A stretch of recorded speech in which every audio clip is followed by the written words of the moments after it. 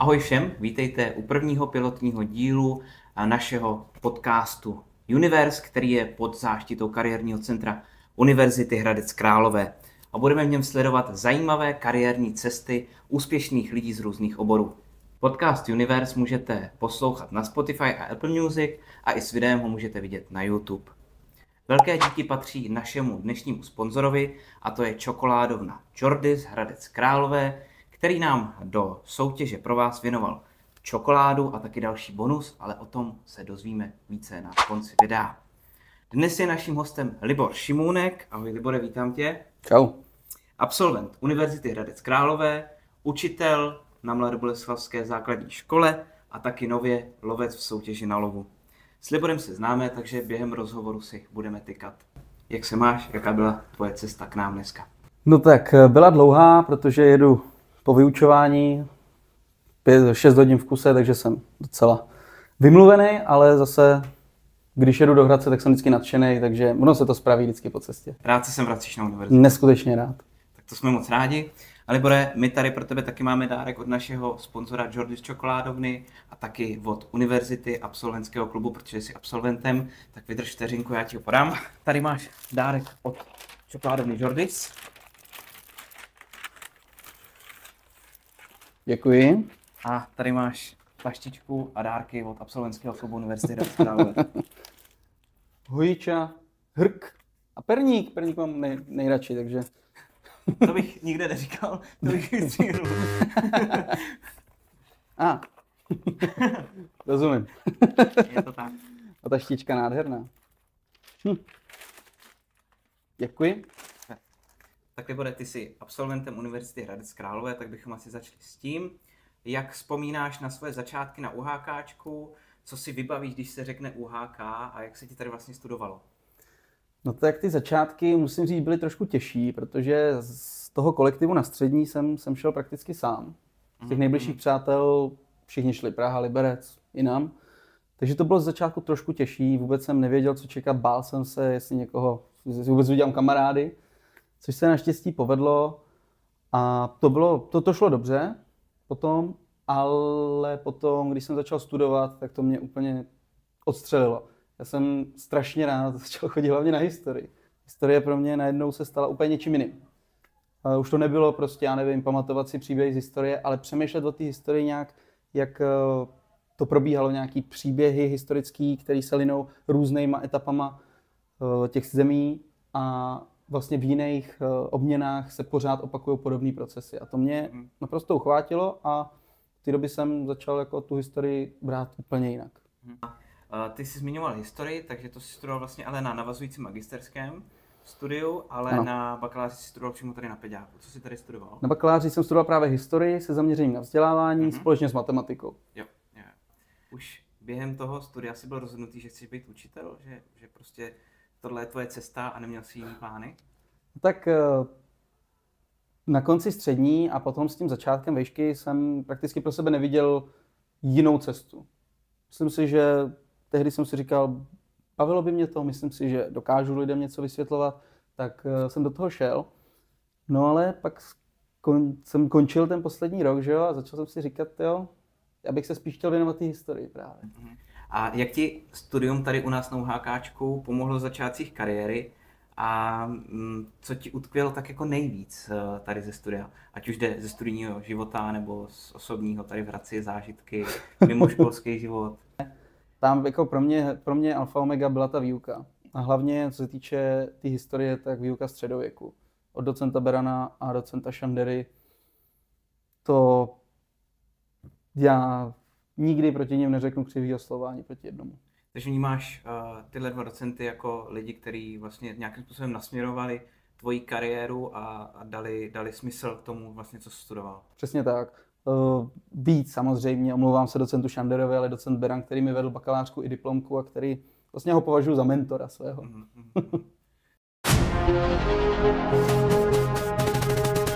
Tak Libore, teďka bychom se přesunuli po tvé kariérní cestě trošičku dál a po nedávné promoci, co jsi tady měl, tak vlastně ty se teďka už v podstatě skoro naplno, krom dalších aktivit, které máš, věnuješ teda dráze učitele. Jaký to prostě pro tebe bylo vstoupit poprvé před tabuli? Byl jsi nervózní, nebo co jsi cítil, když jsi tam poprvé stál před tou třídou? A co pro tebe bylo v těch začátcích jako úplně nejtěžší? Ono to trošku všechno souvisí se vším, protože jak jsem říkal, já jsem šel studovat jenom tu odbornou historii, že už nechci učit a bum, začal jsem učit. A bylo to hlavně proto, že byl covid a potřebovali zoufale matikáře v jedné škole. Tak jsem to vzal a stoupnout si poprvé před tabuli, já jsem nestál poprvé před tabulí, poprvé jsem učil prostě online. Některý žáky jsem viděl až prostě po pár měsících, přestože už jsem je nějakou dobu učil, což teda bylo hodně náročné. Skoro jako kdybych potom musel, když jsem se tam konečně dostal před tabuli, když už bylo jaro vlastně, tak to bylo jako na novo úplně. Musím říct, byl jsem rozklepaný. Celá jsem se klepal, bylo to i vidět. Naštěstí jsem to strašně rychle odboural. Najednou prostě si člověk uvědomí, že ty děti nemusí se jich bát, což jako oni se kolikrát bojí tebe a to je taky špatně, že jo, nemá se prostě nikdo nikoho bát. Je to prostě partnerství, je to nějaký vztah specifický, který vede k tomu, aby oni se něco naučili a případně oni něco naučili tebe. A ty už jsi úplně nahrál na další otázku, tak to se vrát. Protože se ti chci zeptat právě na to, jak se ti daří jako vytvářet přátelský prostředí mezi učitelem a žákem a nastolit to takový jako pohodový místo, kde se ty žáci něco naučí. Šlo to prakticky, já nevím, mně to přišlo jako, že to šlo samo od sebe. Já jsem vždycky byl takovej, že jsem byl takový veselý pořád, moc jsem se jako nemračil, moc jsem nebyl naštvaný. Takže to asi nějak hrálo roli. A potom teda s těma žákama prostě já se o ně zajímám se o ty jejich život, já nevím. Zajímá mě třeba, co dělají ve volném čase, tak prostě se zeptám. A pak na to můžeme dělat nějaký příklady třeba. Třeba kluka, co dělá dobrovolný hasiče, že jo, můžeme dělat nějaký příklad na rychlost a takhle. A jako samozřejmě je taky výhoda to, že jsem prostě mladý. Já právě, když jsem nad tím přemýšlel, tak jsem si říkal, že to, že si vlastně jim věkově blízko, je ti 28, takže máš někdy i podobný zájmy prostě jako tvoji žáci, nebo potkává se to výrazně víc než třeba s učiteli, kteří jsou výrazně starší, takže právě to může vytvořit asi nějaký ten přirozeně respektující vztah. To určitě, zároveň jako s tím, když máme podobný zájmy, tak vím, o čem se baví, jo. Když mluví, já nevím, o Fortniteu, nebo prostě o hrách, že, Rocket League, nebo Minecraft, tak jako vím, o čem se baví, protože sám jsem nad tím něco strávil. Tak dokážu se třeba zapojit do té konverzace. Není to tak, že bych prostě přišel a bavíte se o Fortniteu, můžu taky, to ne, ale prostě... Ale víš. Jo. A ty v Mladé Boleslavi učíš matiku a dějepis na základní škole. Jak se ti daří tyhle dva obory vlastně jakoby nějak skloubit dohromady? Jsou to trošku odlišný obory? To jo, to určitě je to těžký, musím říct, nebo jako pro mě je to těžký. Věřím, že existuje plno lidí, pro který to těžký není. Já dokážu, třeba když vyjde nějaký výsledek, já nevím, vyjde 1212, prostě výsledek nějaký 1212, tak se zeptám, prostě ten rok, co to bylo, prostě já teda neučím v žádný třídě obojí najednou, takže prostě nevím, jak jsou třeba daleko, ale tak se vždycky zeptám, a jim to dovysvětlím, když nevědějí, nebo prostě ocením, když to někdo ví. Teď taková lehčí otázka, nebo z lehčí strany. Máš nějaký momenty nebo studenty, kteří ti pořád dokola připomínají, nebo občas ti připomenou, proč jsi vlastně teda chtěl být tím učitelem? Něco, co ti jako nějaký studenty, kteří ti dodávají tu motivaci a sílu pokračovat dál momenty? Určitě jo, tam jsou a byli, já už teďka, to už je prostě 5. rok pro mě tam. Jsou tam studenti, kteří prostě míří na Gimpl třeba a ty jsou strašně iniciativní. Zapojují se do chodu vnitřního té školy, mají tam, že jo, parlament, organizují různý dny pro ty děcka, nevím, třeba teplákový den, nebo den teďka, jak byl Halloween, tak prostě ať všichni přijdou v maskách. Kdyby nic by se nestalo, kdyby to neudělali. Nic by se nestalo. Ale oni prostě dají si tu práci, domlouvají to s vedením a pak to udělají a pro ty studenty nebo pro ty žáky v té škole je to prostě potom o něčem jiném ta škola. Je to nějaký komunitní centrum, kde můžou taky se nějak bavit a něco vytvářet takhle. Myslím si, že každý z nich, který tam je, každý, který ho znám, má velký potenciál, který jako může naplnit. A Libori, teďka přejdeme k takovému tématu, který je, věřím, pro spoustu z vás hodně zajímavý. Jak jsem říkal na začátku, Libor je od září novým lovcem v soutěži na lovu. Libore, říkají ti tam bandita a má to nějaký svůj důvod, tak nám řekni, proč ti říkají bandita a jaký to bylo vlastně se dostat vlastně do té společnosti a jaká ta cesta pro tebe byla? No tak tam jde, co se týče té přezdívky, tam šlo hlavně prostě o to, že já jsem tam soutěžil. Já jsem tam soutěžil jako normální soutěžící a když jsem tam šel, říkal jsem si, to by bylo super, kdyby se to fakt povedlo, kdyby opravdu všechno vyšlo, třeba jsme i vyhráli, nahráli dost polí. No a přesně se to stalo. Nahráli jsme prostě 21 polí, což už v téhle mojí nový role vím, že je ohromný číslo. A vyhráli jsme prostě skvěle a mně se docela zadařilo. Tak a pak jsem teda prošel konkurzem a dostal jsem se mezi ty lovce. No, prostě bandita. Byl to spořádaný člověk, hrál si soutěžní hry, měl se dobře a přešel na tu horší stranu, na tu těch nahoře, který kazejí lidem sny, který jim kradou peníze. Jaký to pro tebe je být na té opačné straně? Ty jsi zažil vlastně, teda jak říkáš, tu první stranu, kterou jako může normální smrtelník zažít prostě jako soutěžící, ale teď si na té druhé straně těch zlejch lovců. Jaká to je ta změna, jaká to byla jako pro tebe i vlastně, co jsi cítil, když takhle přišel do té jiné role? Já jsem cítil strašný respekt už od začátku. Možná i trošku jako pocit, že tam nepatřím.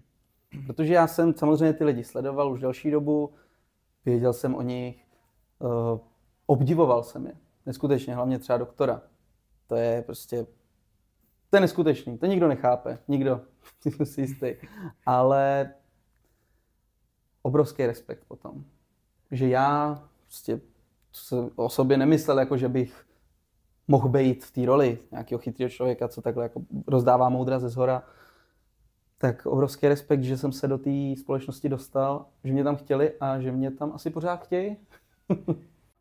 Jak tě lovci přijali mezi sebe a jaký vztah spolu máte teďka? Vídáte se i mimo natáčení? Jak vlastně funguje ta vaše skupina? Nebo celkově ten tým natáčecí? Plně úžasně mě přijali. Já jsem v to snad ani nedoufal, jak to bylo skvělý být od nich takhle přijatý. Postupně jsem je potkával, ne všechny najednou, což asi taky bylo lepší, že jsem tam nepřišel mezi ně, že jo. Oni by mě takhle obestoupili a já se tam rozlížel. S každým z nich od prvního okamžiku perfektní vztah. Úžasný. Už jsme byli na dovolený, byli jsme i třeba na nějakých sportovních akcích, třeba Kalkulátor toho pořád zvou na nějaký sportovní akce, tak mě vzal. Skvělý to bylo, nebo na Slávii jsem s ním chodil, což nejsem fanoušek Slávie, ani Sparty, pozor. Takže neutrální. Přesně. Otroci, ne, tady. Ale to prostě super takhle s nima trávit čas i mimo. S Vicky a s Vaškem, s Beladonou a Lišákem, tak chodíme na kvízy v Praze dost často a z každý týden třeba 2. A tam taky je to prostě to setkávání s nima úžasný, inspirativní, já si ho strašně vážím. Takže v podstatě už se z vás stali jako přátelé. Já věřím, že jo. To je skvělý. Libore, teďka se tě trošku zeptám, jenom můžeš mi říct, co je třeba tohle za květinu tady u nás? Já nevím, jestli je to vůbec živý, jestli to je vůbec pravý. Je to spíš jako umělý, ale myslím si, že to je imitace nějaký kytky. No, tak to je dobře. Proč si tě na to ptám, Libore? Já bych se tě teďka chtěl zeptat. Co ti nejvíc sedí za otázky v soutěži a naopak, co ti sedí nejvíc za otázky? Já mám prostě strach z těch kytiček. Já mám prostě strach, teďka bude do vysílání díl o nějakým česneku, podle jaký šel mi přízvisko. To všichni, s kým jsem už na to koukal, tak se mi vysmívají za to, že jsem řekl tygr. Tuším, že medvědí česnek asi bude správná odpověď. Ano, přesně. Mě to napadlo v tu chvíli, říkám si medvěd, ne, něco jiného, nevím, tak řeknu tygr. Ale co jako nejvíc, co opravdu zbožňuju, tak by se nabízela ta historie s matematikou. Ta se nabízí, i když je tam prostě často problém, kdy opravdu něco, člověk je nervózní, ví, že tady toho by chybu neměl udělat, tak ji prostě udělá. Takže to se ustává. A asi jako nejvíc bezpečně potom jsou filmy pro mě. Vnímám to z toho, co říkáš tak, že prostě ty otázky kde se očekává, že budeš to vědět jako 100%, tak jsou prostě takový jako nebezpeční a obávaný. Je to dvojsečná zbraň, no. Prostě na jednu stranu jasný, tohle určitě musím vědět, na druhou stranu to neví. Pomohlo ti nějakým způsobem tvoje studium učitelství k té roli lovce? To jo, to určitě jo. Tam hlavně nějaká schopnost improvizace, přednesu a asi prostě i dělat jako ten humor v té televizi, že jo. To se samozřejmě, to je potřeba. Tak já často jako v těch hodinách prostě se snažím dělat srandu. Občas se to i daří, pár lidí se zasměje, což mi stačí bohatě.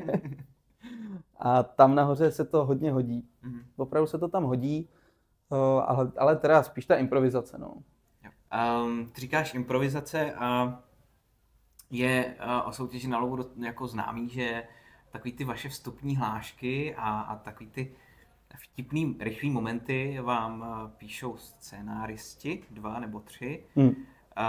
Do jaký míry pak je to jako na tobě, ta improvizace při přímo tom lovu? Jako ty hlášky, které říkáš po těch otázkách, to asi už je čistě tvoje záležitost. To je právě čistě moje.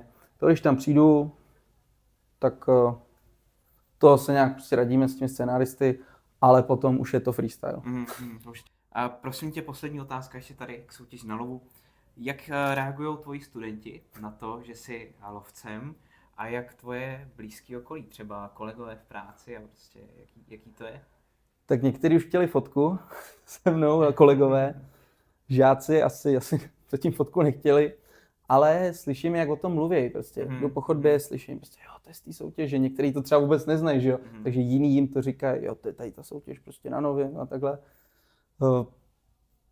Je to strašně zvláštní.